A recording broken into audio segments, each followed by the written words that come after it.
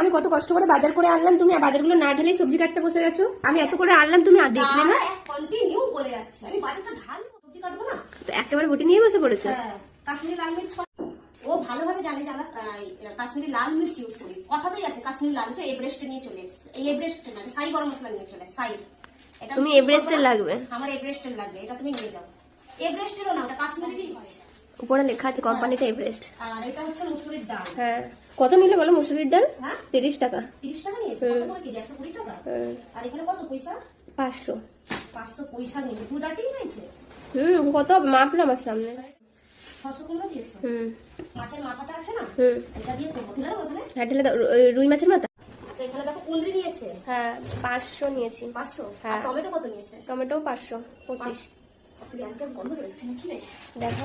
বন্ধ করে দি না।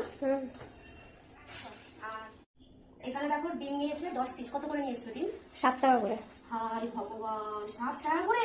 6.5 টাকা করেছিল তো। আমি বললাম কাকিমাকে, বলছে যে সাইজগুলো কত ছোট ছোট। বলছে যে 4 দিন আগেই হয়ে গেছে। এই বাজার ওকে দিয়ে করেছি আমি, আজকে তার বাজার যাইনি, ওই করে নিয়ে এসেছে। চলো আমি এখন সবজিটা কাটি।